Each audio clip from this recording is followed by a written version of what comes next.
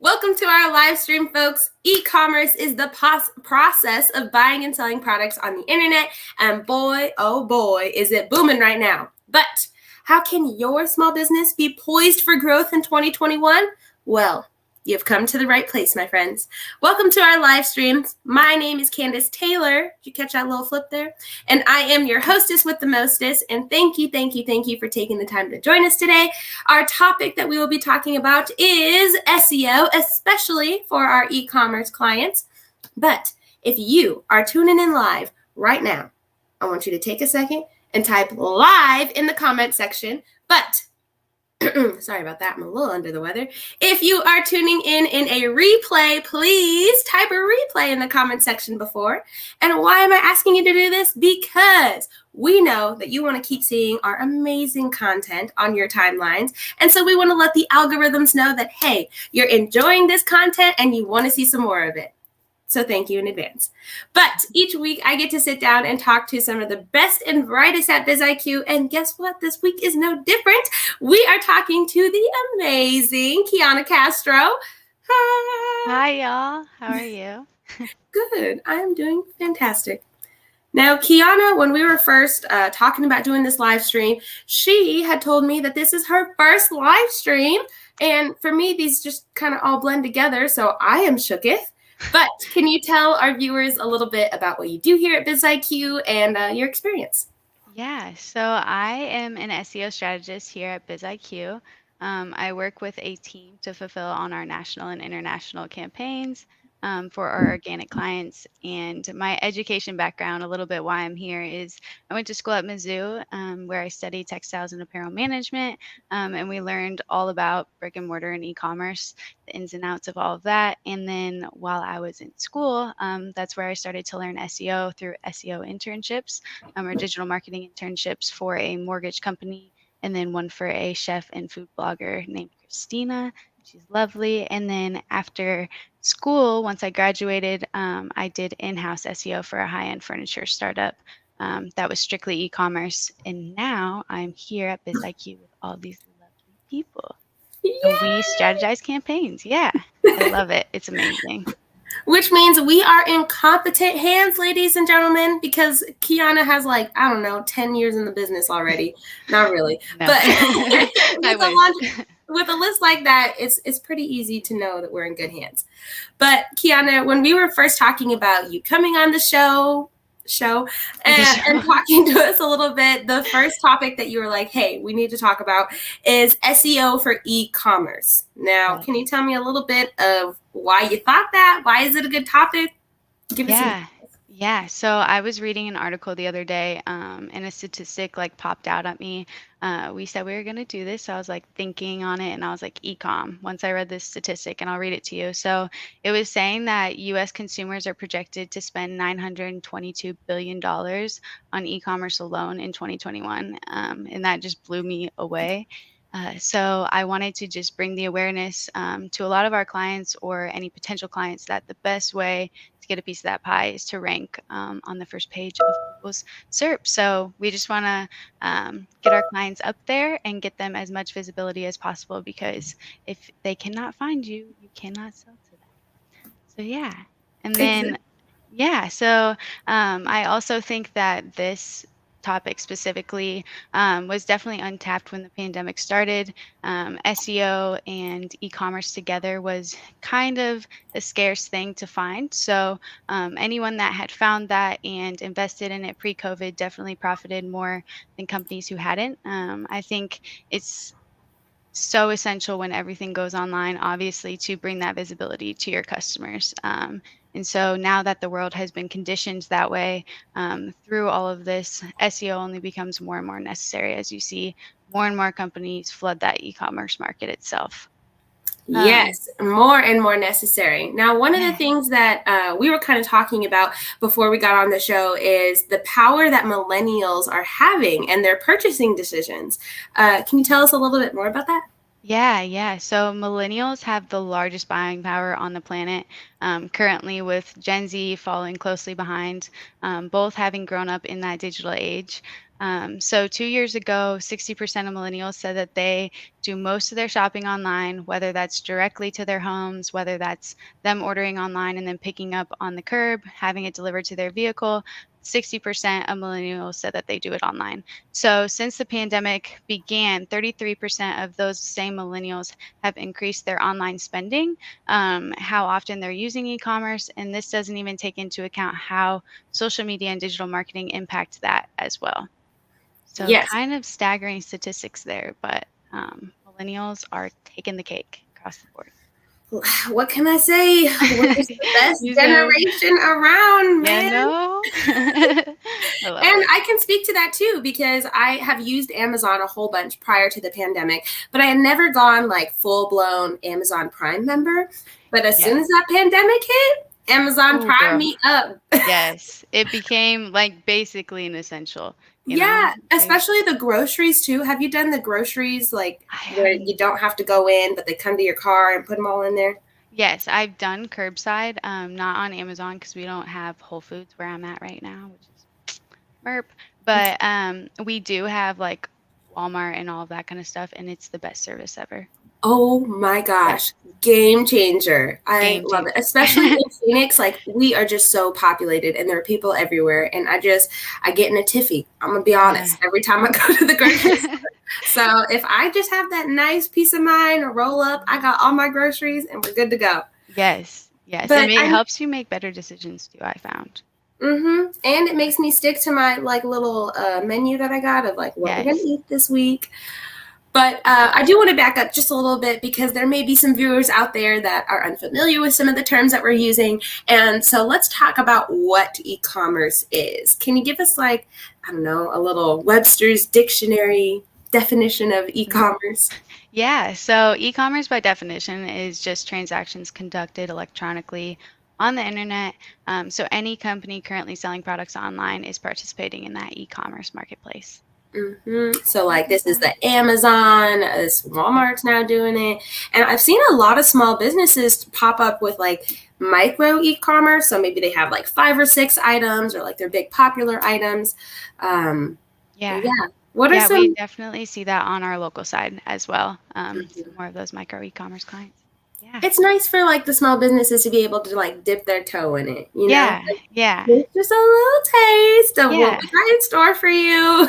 Absolutely. Absolutely. We love it. But what are some common misconceptions or errors that you encounter when you're working with some of our e-commerce clients? Yeah, so I think that one's a little bit tougher because there's a lot of misconceptions that can be made for SEO. It's just a very technical trade. But when it comes to e-commerce, I would say one of the biggest misconceptions is that when business owners or I want to say online merchandisers, but that doesn't sound right. When they are making edits to their assortment online, whether that's adding or taking away products, that it is not affecting their health and SEO, which in turn it is actually affecting it. And we'll kind of get into that. But I would say that's one of our biggest misconceptions. The other biggest misconception, or the biggest misconception, I would say, which my boss, this is like one of his biggest pet peeves with e-commerce too, is when clients will copy product descriptions from their suppliers themselves and then put it on your website. Google will dock you for duplicate content all day long. It's what I describe to people as unintentional plagiarizing, and Google hates it. So my best advice is to always write your own product descriptions and thank me later. For sure. Yes. And Yes. speaking of Mr. Brandon Treadway, he is tuning in. So say hey. Hey, Hello, Brandon. Brandon. Hello. But what are some key details that business owners do need to include when they are writing their product descriptions? Is Yeah. there any, I guess? I think the best thing is just be as descriptive as possible. Make it sound as natural as possible. It's like you're talking face to face with a client in your brick and mortar store. You just want to inform them as much as possible. So any hidden details that they cannot see from imagery, that'd be a good place to put it. Or any shipping things, anything you need to advise them on. Anything product specific for sure. Interesting. Now, what are some of the consequences that business owners might face if they are not attending to these misconceptions and kind of making them right? Yeah. So remembering that for e-commerce, that user experience reigns supreme always. So we kind of spoke about whenever you delete or add a product to your website, that affecting the health and SEO. So say you're deleting a page on your website, you're deleting a product, it's no longer in stock, you're no longer selling it, you can't get it. So by deleting that product or that URL, you are creating what we call a 404 error code. A 404 error code then sends the user to a 404 page, which is what I call a dead page. I think in the industry we call it a dead page, but don't quote me on it. And we are creating a custom 404 page for you if you're one of our clients that will have internal links to other similar live pages on site. And that will help save some of your traffic. However, if you're creating these 404 pages and you are not having that custom page with that internal linking, you will typically lose that customer. So best practice is to create a 301 redirect of any URL that you're deleting on your website to a similar product of the one that you are deleting. So say I'm deleting, I'm a jewelry, I own a jewelry store, and I no longer carry a gold necklace that has a star on it, but I have gold necklaces with a heart on it. I can then go ahead and redirect 301 redirect the heart necklace that I'm getting rid of.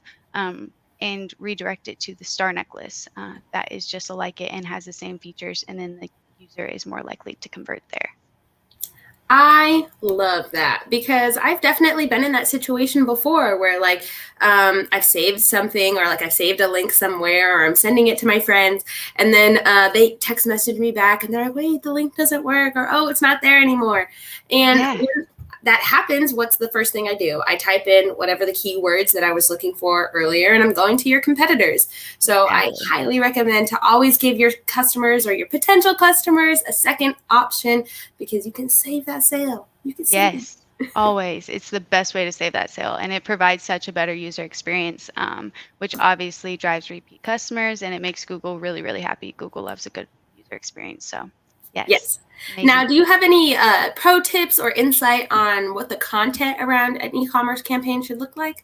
Yeah, so I love content strategy and those kinds of things, specifically for our e-commerce clients. I think it's super fun. And I think it's pretty straightforward. So I would say my biggest pro tip is to create a blog space that informs the customer on the uses and or benefits of your products. So you're going to internally link on page to any individual product from that blog space. But basically, you're just there to inform your customers on all the things about your niche and about your product assortment and what uses they can have in their day-to-day life. So you want to be someone that your customers really can go to as an expert in whatever field you're playing in, and it builds trustworthiness with both them and then Google as well. Yes, and I love what you were saying about like internal links. So, for instance, if somebody is reading a blog and they're talking about the best plunger in the world for a plumbing service, there would be, I'm guessing here, a link that they would be able to click to go to their e-commerce site to then purchase the best plunger in the world. Yes, exactly. Not Google, Amazon is like so good at this. You see links of their specific products everywhere. Typically, when you click that link, you know exactly where you're going. So, yes, that's a great example for that. Love it. Now, are there any on-page SEO factors that business owners should pay special attention to when they're implementing a strategy?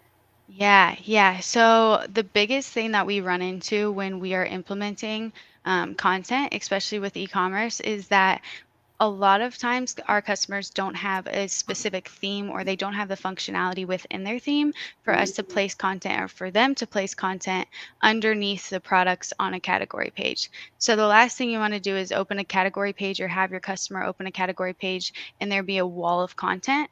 The content is necessary, it needs to be there, but it's just not the first thing that you want to see when you're opening a category page. You want it to be a wall of products instead.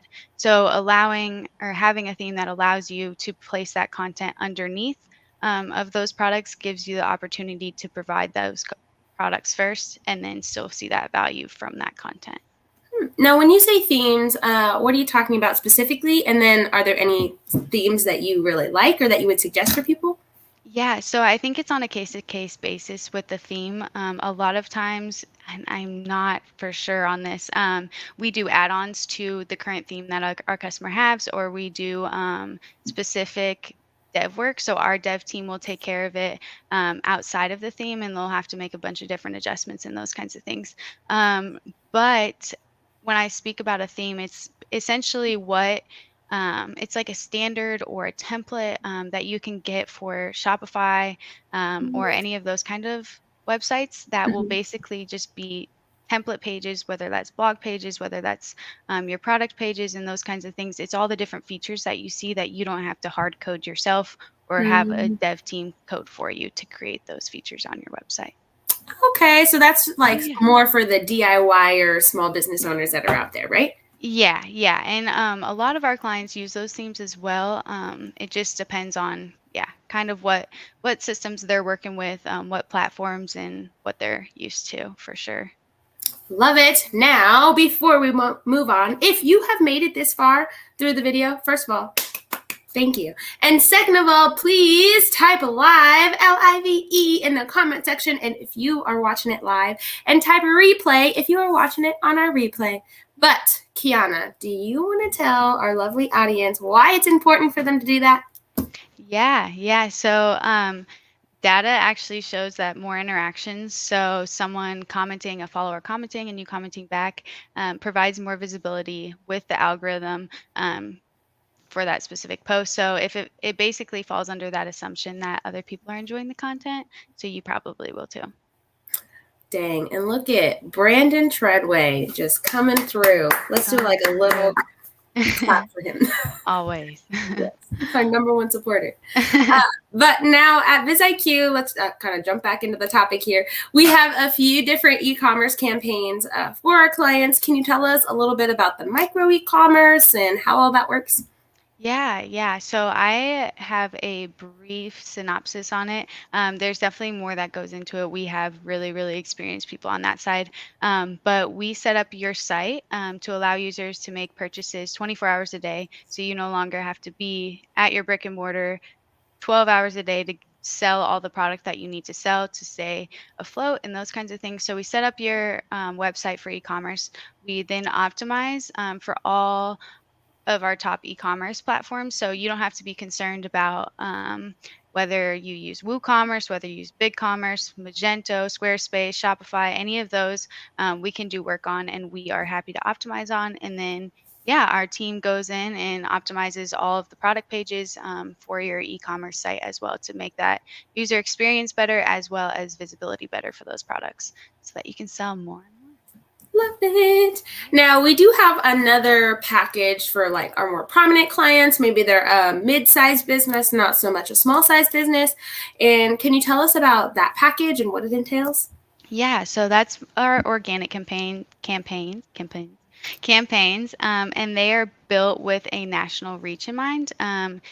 E-commerce companies are unique in that they can sell to anyone and everyone and aren't held to a local area like a lot of service-based companies. So our organic packages were designed to scale with your business as it grows. So whether your business is small, medium, or large, we have marketing packages to fit your needs, and we take a really holistic approach to understanding and then providing and implementing SEO for our e-commerce clients. Yes, because we take care of our people, don't we? Yes, always, always. Now, do you have any tips for business owners who are watching right now and they're thinking about implementing e-commerce, but maybe they're just like a little hesitant? What do you got to say to them?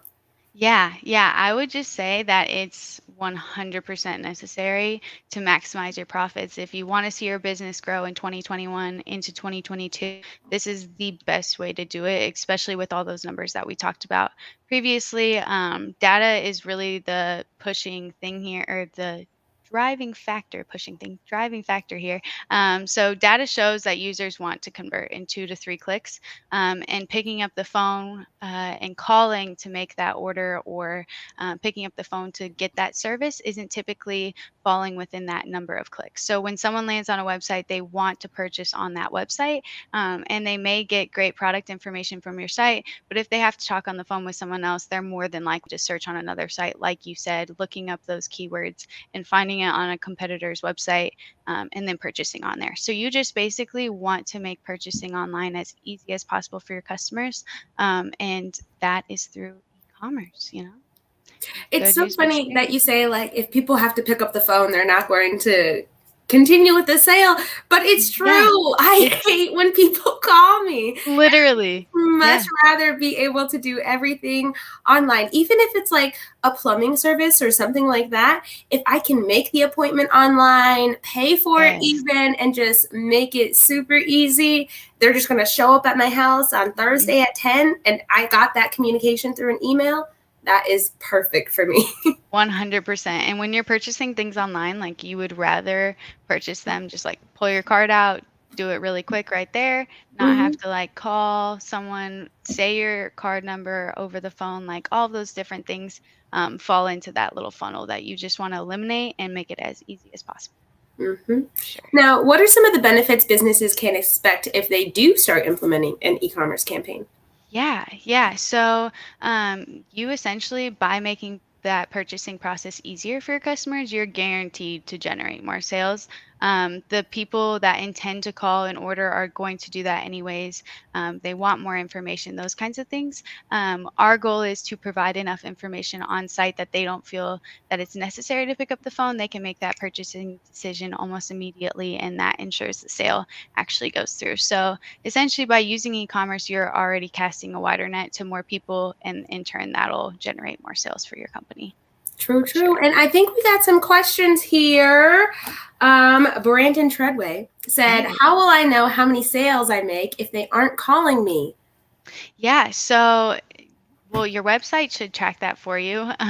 But also our Google Analytics will be able to separate where all of that traffic and those users are coming from, as well as the conversion that they're making on site. So you'll be able to see what is actually attributing to those sales and attributing to those conversions, what platforms they're coming from, and which way that they're going, and how they're using your website, and all those good things. Yes, A it's lot of actually data. yes, I love the data though, and it's actually Yes. super interesting in Google Analytics. Uh, I feel if Jake Janowski is watching right now, feel free to correct me in the comments. But there's like an attribution model where you can say, all right, is this person going to an ad and then going to our direct site? Where are Yeah. they going? And we can attribute all of that to the data. So Yes, super interesting. exactly. Exactly. And Uh, when we like track our numbers for our clients and our growth and all that kind of stuff, we do it strictly through organic search. So you know it's coming specifically from what platform and where and how they're all finding you, those kinds of I love it. things. Yeah. Now, in your opinion, are there any specific industries that don't do well with e-commerce strategies? Yes, yes. So the biggest thing I think is things that have a long buying cycle. So traditionally, you would not buy a home online. I say traditionally because when we were talking about this as a team, a car, like usually you wouldn't buy a car online, but Carvana has completely flipped the market on that. So they've provided an experience that typically you would want to pick up the phone and have those personal relationships and know who you're buying from, have that trust in that person. They've now put that online and created kind of this e-commerce model that allows you to make that purchasing decision on your own, and you don't feel like someone's holding your hand along the way. So the biggest thing currently and still is those long buying cycles, but we start to see that kind of fluctuate as people start to generate these new business models that then push the envelope on that for sure. Yes. Now, we were talking about data earlier and like all of the million different data points that come through e-commerce. But are there any specific metrics that you would suggest small business owners like really look at or make adjustments based off of this specific metric? Anything like Yeah. Yeah. So Brandon kind of touched on it perfectly. So the specific metric that I would like to drill down into is conversion rate. So conversion rate is measured based on how many users land on your website and then purchase there. So your goal conversion rate will differ based on what product you offer or who you offer them to, and oftentimes the seasonality of your business as well. But basically, just seeing that those users that are being driven to your website are then turned to valuable customers or the repeat customers, those kinds of things, just measuring what exactly is driving those conversions themselves. Love it. Now, Yeah. we are getting to the end of our conversation today. Kiana, can you believe it? Our time is almost over. It's so quick. It's seriously so quick. But I do want to give back time to our viewers to ask any questions. I don't know what will come back, but you guys ask any questions that you like. If we talked about something today that you just have more questions on, or maybe it made you go, I'd like to know more about that, drop it in the comment section below, and we would be happy to continue the conversation, or send us a DM because we can continue the conversation there too. But Truth. Kiana, I'm sorry to say, you have officially entered the hot seat. Oh boy. Yeah. Oh boy. You I'm feel nervous. a little warm. What are you going to throw my way? Okay. So we are going to play a game of Would You Rather. Okay? Perfect. Okay. I'm ready. So, would you rather have the ability to see 10 minutes into the future or 150 years into the future? Do I still have to live this life even knowing the future? Yeah, you just now have this information. You're like, wow. I would say 150 years because hopefully I'll be past once it happens, right? Yes. Because I don't want to know 10 minutes. Then it's only 10 minutes. Like, what if it's a problem? You only got 10 minutes to fix that problem? That's anxiety. Yeah. Go for the long-term anxiety. Yes. Yes. Once I'll just, yeah. And you know what? If it's 150 years, maybe I don't have to deal with it. And that's right. It'll be past us. Just forget. No. Yes. Okay. I have a feeling of what you're going to say for this one. Okay. Would you rather be chronically underdressed or overdressed? This is like a questionable question for me because me and my sister like battle at this because you know this, I'm chronically underdressed for work because I'm like sitting behind a computer screen and just like, what are they going to do? Stare at me all day and that's it. So I don't see anyone. I'm constantly in sweatpants and sweatshirts. Everyone that works here knows that. But I would say that you can never be overdressed except for somebody's wedding. That is one place. That's my sister's argument is like besides someone's wedding. And I'm like, that's kind of true. It's kind of, you do not show up in red. You don't show up anything bright. You're there to be there. And the bride's got it. It's so funny that you mentioned this because I am in a wedding this weekend and I bought a bridesmaid's dress, but I just bought a second one because I was like, it's a little too much. Too much? Is it have too much folds? Is it too tight? What's the color? So it's maroon, but we're all wearing maroon. There's a slit. Okay. And then there's like a big bow thing. Okay. But like cute, but like it's just, I don't need to be attracting that much attention to myself. I feel like you're giving like the British like high-end fashion week. Yes. It's like they all have the floral. It's coming in. I'm waiting on it. Just wait. You were ahead of the times. You just didn't know it. But yes, I agree with you. Maybe no flower at the other wedding. Right. Maybe not. Maybe not. We'll save it for another special occasion. It'll be great. Exactly. Yes. Now, would you rather swim in a pool of Nutella or syrup? Ooh, syrup. Really? Syrup. Yeah. The battle is that Nutella is going to be harder, right? Because unless it's hot, even if syrup's cold, you can still like swim through it. But like Nutella, you're not going to be able to do that as much. So you're just going to like float on top. Yeah. But like the sticky situation, I'd rather not. Okay. Are you like to be sticky? No. Okay. No, that makes me feel better. I was like, Not it. That is not it. Right. Yeah. Would you rather have a mullet for a year or be bald with no wigs for 6 months? Bald for bald? Sure. Bald. Yeah. I definitely thought you were going to pick a mullet. Yeah. Yeah, I'm from Missouri and I know how bad a mullet can go. So I'd rather just, take it straight off. Start fresh. Yep. Maybe it'll be different, Yeah. Hopefully the shape of my head isn't too crazy. You never know. Never know. Only one way to find out, man. Yes. Now, would you rather talk like Yoda or breathe like Darth Vader? I would say Yoda. Because people that when people take a deep breath just randomly around you and you're like, oh, what are you stressed about? And you're like, oh, I was just breathing. Like that. That's what I don't want to do. Yeah. That'd be me constantly. Yeah. This is what it sounds like when I live. Yeah. I'm like, okay, well, sounded stressed. All right. So we do have, let's see, Brandon is also pro mullet, which I could see. Data-driven decisions are key to e-commerce. Use Google Analytics and the data in your e-commerce platform, Shopify, WooCommerce, etc., to determine your strategy. Look at Brandon coming in there. Talk like Yoda. He also thinks like Yoda. Yeah, I knew. I think well, actually, I'm not going to say it.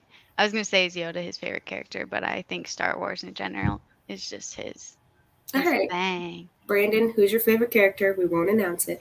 But before we wrap up this episode, will you please give us a lovely Kiana Castro pro tip, please? Yes. I would recommend SEO for e-commerce. That is my pro tip of the day.